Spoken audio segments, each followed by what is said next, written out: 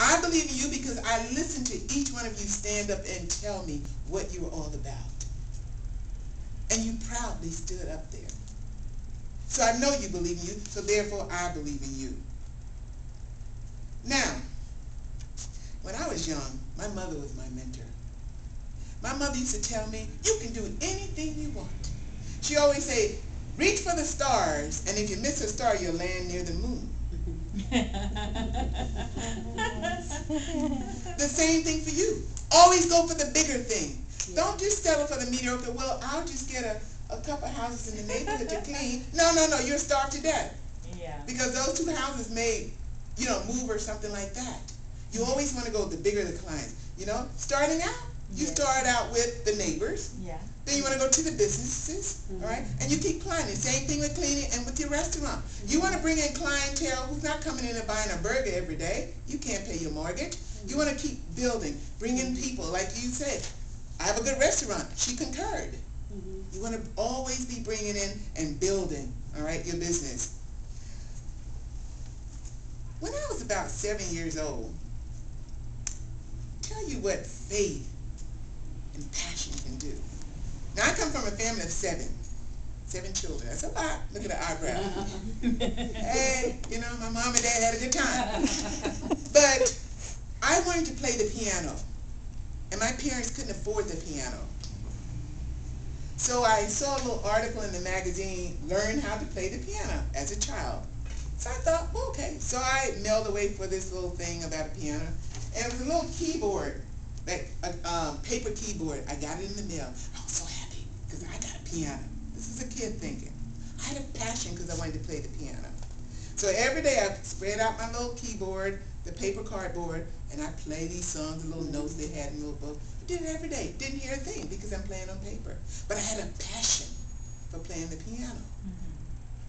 Now, little did I know that somebody in my church heard that I was learning how to play the piano. I never touched the piano before. It was paper. So when I went to church one day, somebody said, all right, little sister, come on up here and play the piano. I hadn't touched a real piano. So I'm thinking, what am I going to do? You don't say no. So as a child, I marched up there. But because I had passion, I sit there, and what I had memorized all those times, I put my finger on the piano, and the melody came out. Wow. That's passion. Yeah. That's passion, all right? Passion is what's going to drive you, your faith and your action, and you will get results. But you can't let nobody turn you around. If you don't want people to rain on your parade, don't tell them what street you're going down, okay? Because they will try to stop you. Now also, act. I told you about believe, faith, and act, okay? Acting doesn't mean sitting there, well, I hope a customer will come in the door. No, it won't happen. I hope somebody call me up so I can come clean their house. You're going to starve to death, okay? You have to act. You got to physically do something. Pass your cards out. Here. Even if you get 50% off, give a special. You want to try the food? Exactly. Try the food. Sample. Excellent. Exactly. Buy one, get one free. Yeah. Promote yourselves. Yeah. I walk with business cards in my car. I'm always here. Always promoting yourself. That's acting. Making telephone calls. Now with the internet, you can create. I was telling Ada before, in America, I'm not saying your name right, but you say America, that you can create a blog. If you're computer savvy, create a blog of your business. And on a blog, you put down your restaurant, a few testimonies of your restaurant, right? You send out emails to people in your address book about your blog.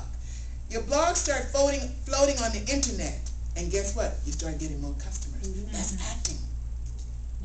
All right? Have your friends and your families give out your cards. When I started promoting my book, my mom and dad, who lives in Mississippi, or parents are always proud no matter what you do. My dad and mom became my best sellers. As old as they are, they were around there selling my books. And I think they were selling more books than I was.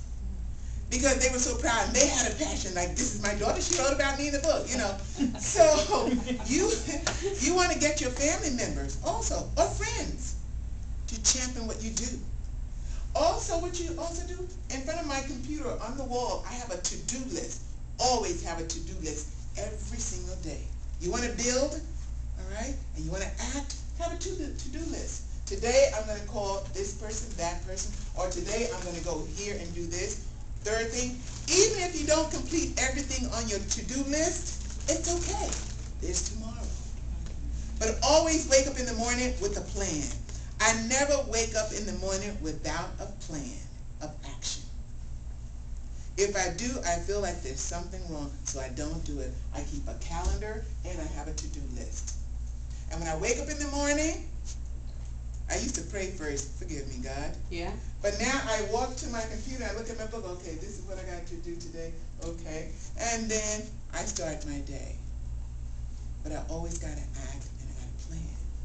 Now, at one point, I would wake up and I would act. My first thing was to get my spiritual self together. I would read the Bible. Yeah.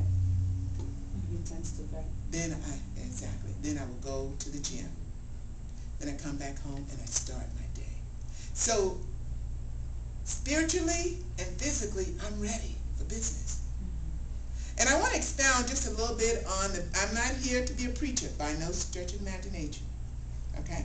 But I want you to know that you got to believe in something. You got to have faith in something. That's what's going to keep you going on those moments when you're down. That's going to give you hope. That's going to keep that passion going.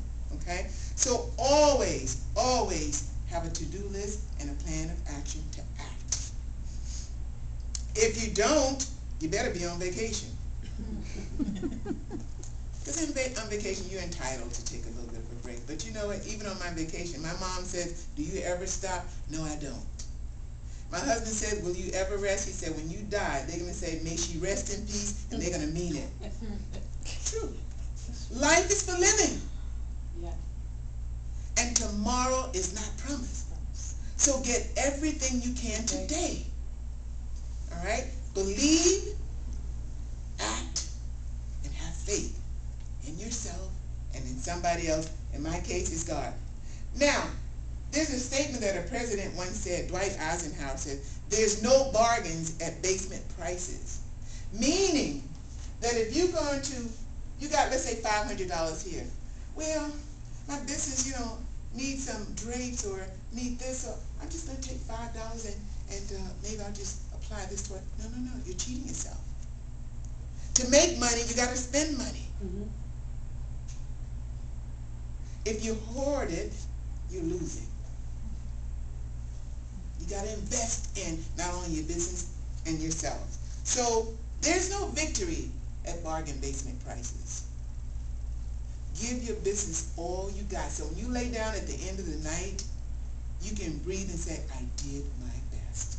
Now granted, every day is not going to be a bed of roses. Mm-hmm. That's not even life. That's not even real. Some days you're going to lay down and say, where did the day go? I didn't get a thing accomplished. But then the glass is always full. It's always half full. It's not half empty.